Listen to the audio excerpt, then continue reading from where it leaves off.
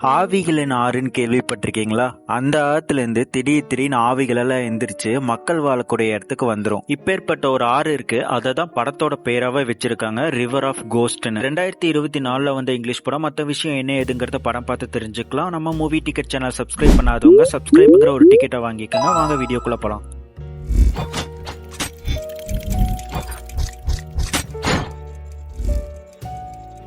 மூவியோட ஓப்பனிங்ல ஹீரோவை காட்டுறாங்க. ஹீரோவோட ஒய்ஃப் மிஸ்ஸிங், ஒய்ஃப் காணாம போயிட்டா. அவ பேரு ஜேன்.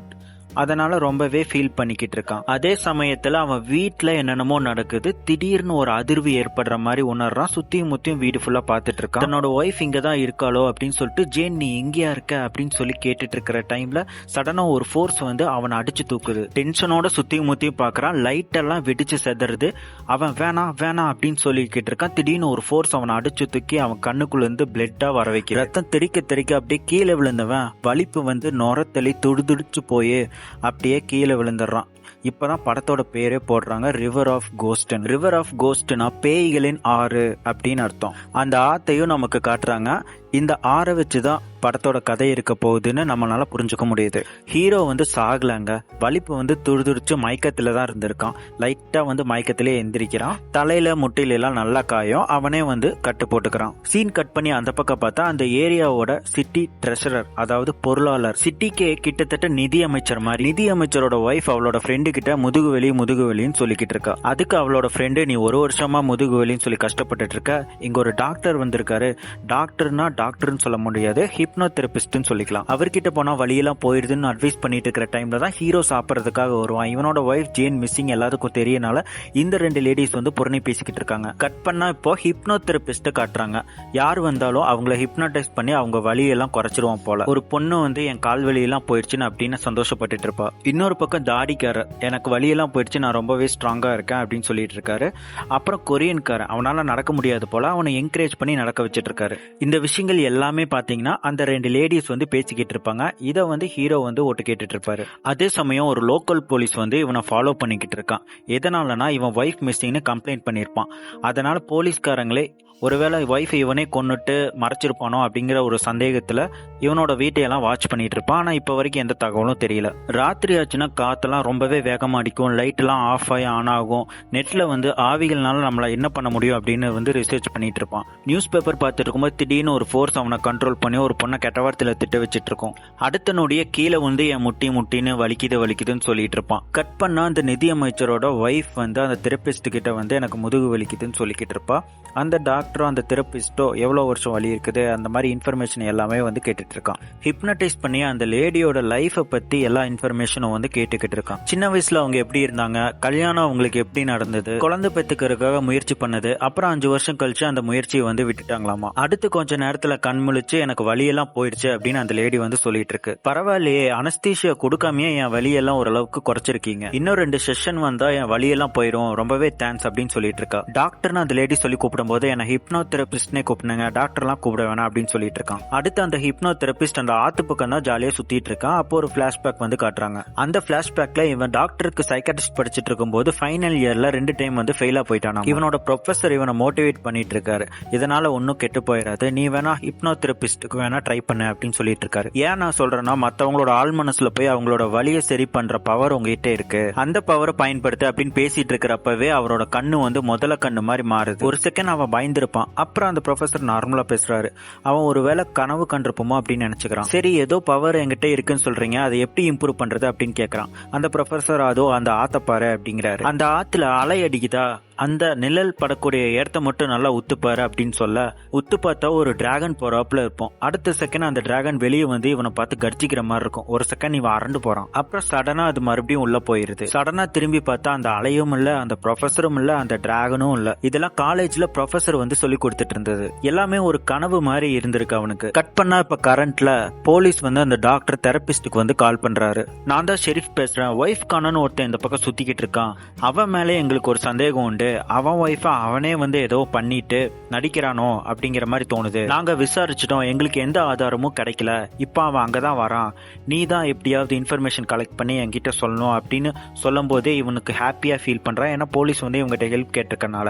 அந்த டைம்ல ஹீரோவும் கரெக்டா உள்ள வந்துடுறான். தனக்கு நிறைய வழிகள் வருது, ராத்திரி ஆனா இந்த மாதிரி நடக்குதுங்கிற எல்லா டீட்டெயிலுமே அந்த தெரபிஸ்ட் கிட்ட சொல்லிட்டு இருக்கான். எல்லாத்தையும் நோட்ஸ் எடுத்துக்கிட்டு அந்த தெரபிஸ்ட் வந்து ஹிப்னடைஸ் பண்ண ஆரம்பிக்கிறாரு. அவன் ஆள் மனசுக்குள்ள போறாரு. இவனோட ஒய்ஃப் நானா இல்ல அவளா அப்படின்னு சொல்லிட்டு பள்ளீர்னு ஹீரோவை அறையறான். உடனே ஹிப்னடைஸ்ல இருந்து வெளியே வந்து அலறான், துடிக்கிறான். இதைத்தான் அந்த டாக்டர் தெரபிஸ்ட் கிட்ட சொல்லியிருப்பான் போல. அவன் என்ன சொன்னாங்கிறது அவனுக்கே தெரியல போல. ஒன்னும் பிரச்சனை இல்ல, உட்காருங்க அப்படின்னு தெரபிஸ்ட் சொல்றான். உங்க வீட்டுல தானே இந்த பிரச்சனையெல்லாம் வருது, இந்த முட்டிவலி பிரச்சனை எப்ப வருதுன்னு கேட்டா இப்ப மறுபடியும் பிளாஷ்பேக்ல அந்த ஆத்தாக்கார பக்கத்துல ஓடி வந்துட்டு இருக்கும்போது சடனா கீழே விழுந்து முட்டியில அடிபட்டுரும். அதை நினைச்சு பார்த்துட்டு கரண்ட்ல வந்து அதே மாதிரி வழியில துடிச்சிட்டு இருக்கான். ரொம்பவே கஷ்டப்படுறான். மறுபடியும் ஹிப்னடைஸ்ல தொங்கிட்டு இருக்கான். ஹிப்னடைஸ் பண்ணதுக்கு அப்புறம் ஓரளவுக்கு வலி குறைஞ்சாப்ல தெரியுது. ஆனா தான் வீட்டுல நடக்கிற அமானுஷ்யமான விஷயங்களை எடுத்து சொல்ல சரி நானே அங்க வரேன் அப்படின்னு சொல்றாப்ல. இவங்க 2 பேரும் உள்ள போறத போலீஸ்காரர் வேவு பார்த்துட்டு இருக்காரு. வீட்டுக்குள்ள வந்து பார்த்தா கொஞ்சம் அசிங்கமா கலைஞ்சு எல்லாமே கிடக்குது. சடனா ஒரு ஃபோர்ஸ் வந்து இவனை மேல தூக்குது அந்த இடத்துல.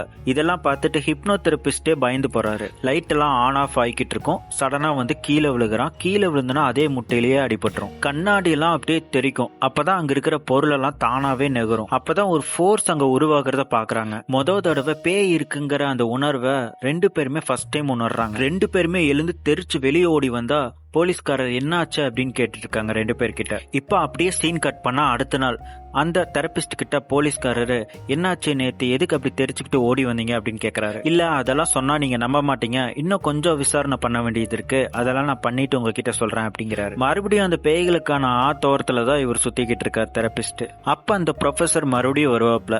வெளியே எல்லாரும் என்ன ஊடு டாக்டர்னு சொல்றாங்களாமா, மாயா டாக்டர்னு சொல்றாங்களாமா. வலியை குணப்படுத்துறாரு, ஆனா எப்படி குணப்படுத்துறான்னு யாருக்கும் தெரியாதுன்னு சொல்லிட்டு இருக்க. அதே மாதிரி நேத்து ராத்திரி ஒரு அனுபவத்தை கண்ட பேய் இருக்குங்கிறது நிஜம்தான் போல. இல்ல நீ யோசிச்சு பாரு, விசாரணையில நீ எந்த இடத்துல இருக்கன்னு யோசிச்சு பாரு அப்படின்னு கேட்டா நேத்து ராத்திரிக்கு பிறகு ரொம்பவே குழப்பத்துல இருக்கான்னு தெரிய வருது. இல்ல உண்மையை விட்டு நீ விலகி போற, உண்மையை தெரியும்னா தொலைநோக்கு பார்வையோட பாரு அப்படிங்கிறாரு. கட் பண்ணா நிதியமைச்சரோட பொண்டாட்டி நிதியமைச்சரோட உட்காந்து சாப்பிட்டு இருக்காங்க. அங்க நிதியமைச்சர் ஒய்ஃப் வந்து சொல்றா, நான் 3 செஷன் வந்து ஹிப்னோ தெரபிஸ்ட் கிட்ட போனேன், எனக்கு வலி எல்லாமே சரியா போயிடுச்சு அப்படிங்கிறா. அதுக்கு நிதியமைச்சர் சொல்றான், இதெல்லாம் நம்பாத, இதெல்லாம் பொய்யே அப்படின்னு சொல்லிட்டு இருக்கான். எப்படி என்னோட முதுகுவலி எல்லாமே சரியா போச்சு அப்படின்னு கேட்க அதுக்கு நிதியமைச்சர் சொல்றான், இல்ல அதுவா ஆட்டோமேட்டிக்கா சரியா போயிருக்கும், இல்லன்னா நீ அப்படி கற்பனை பண்ணிருப்ப அப்படின்னு சொல்லிட்டு இருக்கான். அது மட்டும் இல்லாம பணத்துக்காக தான் இதெல்லாம் பண்ணிருப்பான் அப்படின்னு சொல்ல அதுக்கு அவ சொல்றா, இல்ல 3 செஷனுக்கும் நான் போயிருக்கேன், 3 செஷன்ல எனக்கு எல்லாமே சரியாயிருச்சு, ₹1 கூட எங்கிட்ட இருந்து அவன் வாங்கல அப்படின்னு சொல்லிட்டு இருக்கான். அப்ப அவன் ஏதோ ஒரு திட்டம் போட்டிருக்கான், இன்னும் பெரிய மோசடி பண்றதுக்காக தான் அவன் காத்துட்டு இருக்கான் அப்படின்னு சொல்லிட்டு இருக்கான். சரி ஒரு தடவை என் கூட வாங்கல, அவரை பார்த்தா உங்களுக்கே எல்லாமே புரியும் அப்படின்னு சொல்லிட்டு இருக்கா.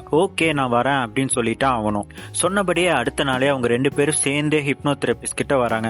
அதுக்கு ஹிப்னோ தெரபிஸ்ட் உங்க 2 பேரையும் பார்த்ததுல எனக்கு ரொம்பவே சந்தோஷம் அப்படின்னு சொல்லிட்டு இருக்கான். உங்க ஒய்ஃபோட மனநிலைக்கு நீங்களும் துணையா இருக்கணும் அப்படின்னு சொல்லிட்டு இருக்கான். கண்டிப்பா நான் இருப்பேன் அப்படின்னு நிதியமைச்சரும் சொல்லிட்டு இருக்கான். இப்ப ஹிப்னோ தெரபிஸ்ட் உங்க புருஷன் கிட்ட கொஞ்சம் பேச வேண்டியிருக்கு, நீங்க கொஞ்சம் வெளியேறுங்க அப்படின்னு சொல்லிட்டு இருக்கான். இப்ப அந்த நிதியமைச்சர் சுத்தி முத்தி எல்லா பக்கம் பாக்குறான். நிறைய ஆர்டிகல்ஸ் எல்லாம் இவனை பத்தி பெருமையா போட்டிருக்கு. ஆனா இவனோட சர்டிபிகேட் எங்கேயும் காணோம் அப்படின்னு கேட்டதுக்கு உன்னோட சர்டிபிகேட் எங்க, நீ ஃப்ராடு தானே அப்படின்னு சொல்லிட்டு இருக்கான் நிதியமைச்சர். நான் ஃப்ராடா இல்லையான்னு என் கூட உட்காந்து பேசினீங்கன்னா உங்களுக்கு தெரிய வரும், அதுல ஒன்னும் தப்பு இல்லையே அப்படிங்கிறான். சரி நீ என்னத்த கிளிக்க போறேன்னு நானும் பாக்குறேன் அப்படிங்கிறான். பொதுவா ஹிப்னடைஸ் பண்ணும்போது ஒரு வாட்ச் வச்சு லைட்டா கொஞ்சம் கொஞ்சமா பேசி ஹிப்னடைஸ் பண்ணுவாங்க.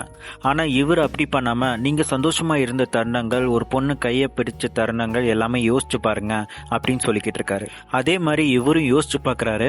ஆனா அது இவரோட ஒய்ஃப் இல்ல வேற ஏதோ பொண்ணாட்டு இருக்கு. லைட்டா அவனுக்கும் கேர் ஆகுது. கொஞ்சம் கொஞ்சமா அவனும் ஹிப்னடைஸ்க்கு போக ஆரம்பிச்சிடறான். ஹிப்னடைஸ்குள்ள போனதுக்கு அப்புறம் தான் தெரிஞ்சது யாரு கூட இவன் வந்து இப்படி க்ளோஸா இருக்கிறான் அப்படின்னு பார்த்தா ஹீரோவோட ஒய்ஃப் கூட தாங்க இவன் க்ளோஸா இருக்கிற மாதிரி காட்டுறாங்க. என்னடா கூத்துன்னு பார்த்தா இந்த நிதியமைச்சரோட அலுவலகத்துல தாங்க இவன் 3 வருஷமா வேலை பார்த்திருக்கான். அந்த டைம் தான் இவங்க 2 பேருக்குள்ள தொடர்பு ஏற்பட்டிருக்கும் போல.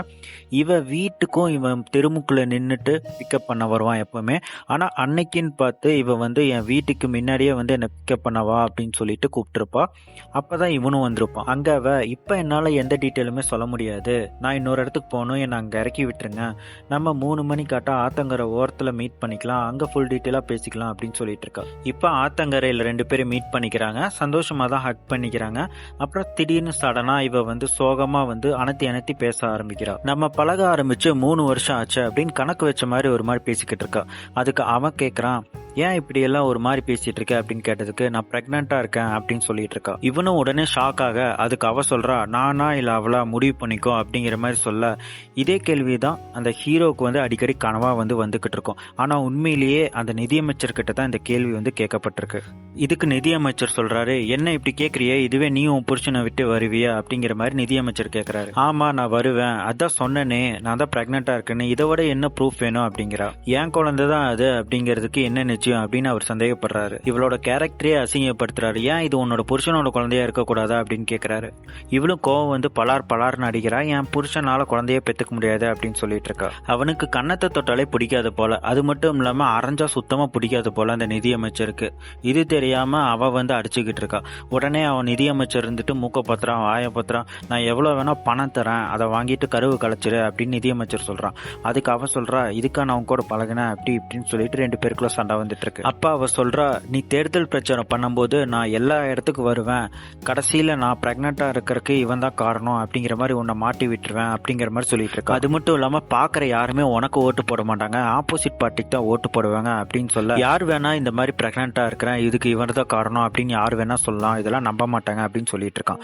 மறுபடியும் இவங்களுக்குள்ள வாக்குவாதம் வருது, சண்டை வருது. அந்த டைம்ல நிதியமைச்சர் ஏதோ கெட்ட வார்த்தை சொல்லிட்டு நீ எல்லாம் பொம்பளையா அப்படிங்கிற மாதிரி கேட்கற மாதிரி காமிக்கிறாங்க. இதே விஷயம் தான் ஸ்டார்டிங் சீன்ல ஹீரோக்கு ஆயிருக்கும். ஒரு ஃபோர்ஸ் இவன் ஆட்கொள்ற மாதிரி, இவன் ஏதோ கெட்ட வார்த்தை பேசுற மாதிரி நீ எல்லாம் ஒரு பொம்பளையா அப்படிங்கிற மாதிரி சொல்லியிருப்பான். உண்மையிலேயே நடந்த விஷயம் எல்லாம் இங்க, ஆனா சம்பந்தமே இல்லாம அஃபெக்ட் ஆகுது அவளோட புருஷனுக்கு. மறுபடியும் இவ அடிக்க போக நிதியமைச்சர் என்னையெல்லாம் யாரும் அடிக்க கூடாது அப்படின்னு கழுத்து பிடிச்சி நெரிச்சுக்கிட்டு இருப்பான். கழுத்து பிடிச்சி நெரிக்க இவ அப்படியே சாஞ்சிருவா. என்னடான்னு பார்த்தா கொன்னு புட்டான் இவன் நிதியமைச்சர் கொல்ற இன்டென்ஷன்லயே இருந்திருக்க மாட்டான். ஆனா எப்படியோ தெரியாம கொண்டிருப்பான். என்ன பண்றதுன்னு தெரியாம அவனுக்கு ஒரே குழப்பம். இதுல வேற அந்த ஏரியாவோட மேயருக்கு இவனுக்கும் மீட்டிங் இருக்கு போல. என்ன பண்றதுன்னு முழிச்சிட்டு இருக்கும் போதுதான் இவளோட பாடிய இவனோட கார்ல தூக்கி போட்டு மேயரை பார்க்க போறதா சொல்லியிருப்பான். ஆனா அன்னைக்கே இவன் கார் எடுத்துட்டு மேயரை பார்க்கறதுக்காக நிக்கிறான். மேயர் கிட்ட ஒரு கேஸ் சம்பந்தமா பேசணும், ஆனா பேஷண்ட் யாரு என்னன்னு சொல்ல முடியாது அப்படிங்கிறான். அப்புறம் நம்ம நிதியமைச்சர் கடந்த சில வாரங்கள் உங்களை பார்க்க வந்தாரான்னு கேட்டதுக்கு ஆமா 2 மாசத்துக்கு முன்னாடி வந்தாரு அப்படிங்கிறாரு. நைட் இங்கதான் சாப்பிட்டாப்ல அப்படின்னு எல்லாமே சொல்லிட்டு இருக்காரு. அன்னைக்கு டேட் கரெக்டா உங்களால சொல்ல முடியுமா அப்படின்னு கேட்டதுக்கு டேட் கரெக்டா சொல்றாரு. ஏன்னா மாசம் நிதி அறிக்கையை அப்பதான் எங்கிட்ட கொடுப்பாரு அப்படிங்கிறாரு. கரெக்டா அன்னையில இருந்து தான் நம்ம ஹீரோவோட பொண்டாட்டியும் காணாம போயிருக்கா. சோ கூட்டி கழிச்சு பார்த்தா கணக்கு கரெக்டா இருக்கு. அதே மாதிரி ஹிப்னோடைஸ் பண்ணி அந்த நிதியமைச்சரை விசாரிச்சதுல அடுத்து அவன் ஹார்ட்வேர் கடைக்கு போய் இந்த மாதிரி மண்ணை தோன்ற இந்த மாதிரி நிறைய டூல்ஸ் கெமிக்கல்ஸ் எல்லாமே வாங்கிக்கிறான். அதே மாதிரி தெரபிஸ்டும் என்னென்னலாம் இவன் சொல்லணும் அதே மாதிரி இவனும் வாங்கிக்கிறான். அப்புறம் அங்கிருந்து கொஞ்சம் தூரம் வண்டி எடுத்துட்டு போய் ஒரு காட்டு பக்கத்துல வண்டியை போட்டுட்டு ஒரு 10 நிமிஷம் நடந்து போனேன் அப்படின்னு ஹிப்னடைஸ் பண்ணும்போது எல்லாமே தெரபிஸ்ட் கிட்ட சொல்லியிருப்பான். தெரபிஸ்டும் அதே இடத்துக்கு போயிட்டு இருக்கான். ஆளோ இடத்துக்கு புல்லுகளா இருக்கும், கொஞ்சம் தூரம் போகும்போது மண்ணு கல் இந்த மாதிரி எல்லாம் வரும். எல்லா டீட்டெயில்ஸும் ஹிப்னடைஸ்லயே எல்லாமே சொல்லிட்டு இருக்கான். தெரபிஸ்டும் கரெக்டா அதே இடத்துக்கு போறான். இந்த இடத்துல தான் நான் புதைச்சிருக்கேன் அப்படிங்கிற மாதிரி ஹிப்னடைஸ் பண்ணும்போது சொல்லியிருப்பான். அதே இடத்துல இவனும் தோண்டிட்டு இருக்கான். ஜஸ்ட் இந்த சம்பவம் எல்லாம் நடக்கிறதுக்கு 2 மணி நேரத்துக்கு முன்னாடி நம்ம ஹீரோவுக்கு போனை போட்டு உன் ஒய்ஃபோட சாவுக்கு ஒரு முக்கியமான திருப்பு முனையை நான் கண்டுபிடிச்சிட்டேன், அவளோட பாடியும் நான் கண்டுபிடிச்சிருவேன், கண்டுபிடிச்சதுக்கு அப்புறம் உனக்கு நான் இன்ஃபார்ம் பண்றேன் அப்படிங்கிற மாதிரி சொல்லியிருப்பான். இதெல்லாம் நமக்கு லேட்டா தான் காட்டுறாங்க. இப்பதான் ஒரு பிளாஷ்பேக் காட்டுறாங்க. என்னைக்கு நிதியமைச்சர் அப்புறம் ஹீரோவோட ஒய்ஃப் நின்று பேசிக்கிட்டு இருக்காங்களோ அதே டைமுக்கு தான் யதார்த்தமா ஹீரோ வந்திருப்பாப்ல.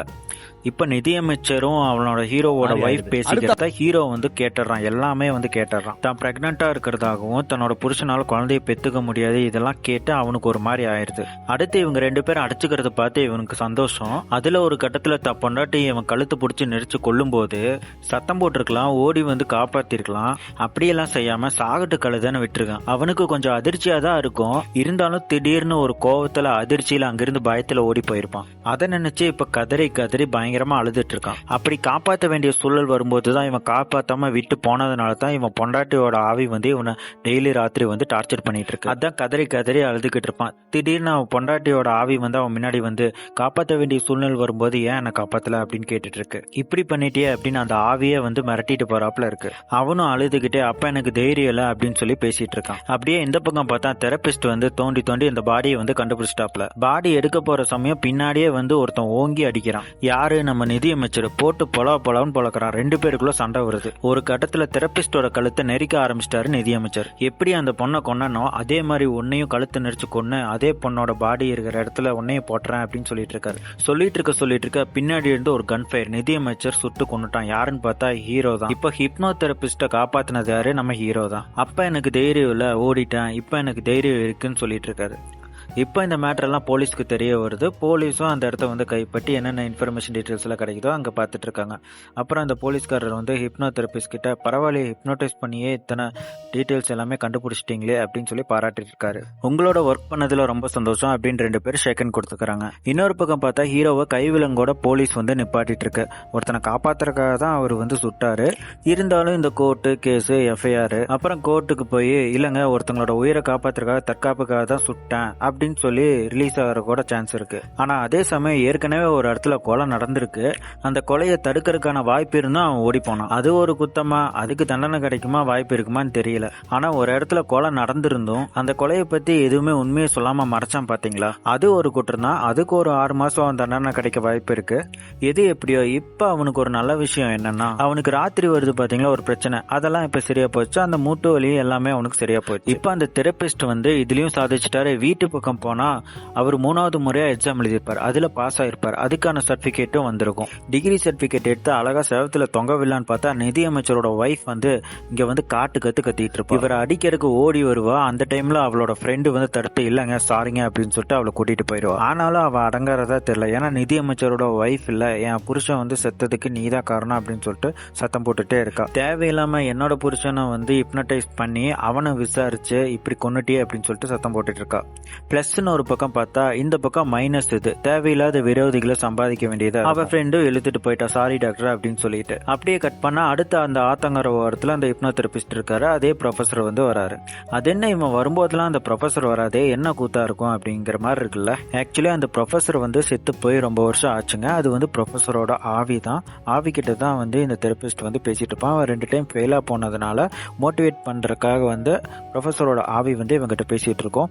3வது டைம் எக்ஸாம் எழுதி இவன் வந்து பாஸ் ஆயிருப்பான். எப்ப வந்து ஒரு கேஸ் எடுத்து அதுல வின் பண்ணிட்டானோ அப்பவே அவன் வந்து பாஸ் ஆயிட்டதா வந்து ப்ரொஃபசர் சொல்லிக்கிட்டு, இப்போ இதுக்கு மேல என் உதவி உனக்கு தேவைப்படாதுன்னு சொல்லிட்டு, அது ரிவர் ஆஃப் கோஸ்ட் தானே, ஸோ அதனால ப்ரொஃபசர் வந்து அந்த ரிவர்க்குள்ளேயே போயிடுறாரு. இது ஒரு லோ பட்ஜெட் மூவி தாங்க. அதனால தான் நம்ம வந்து இந்த கதையை எடுத்து பேசிட்டு இருக்கோம். இதுக்கப்புறம் நல்ல ஒரு கதையில நம்ம மீட் பண்ணலாம். நீங்க இன்னும் நம்ம சினிமா டிக்கெட் சேனல் சப்ஸ்கிரைப் பண்ணலன்னா சப்ஸ்கிரைப் பண்ணிக்கோங்க.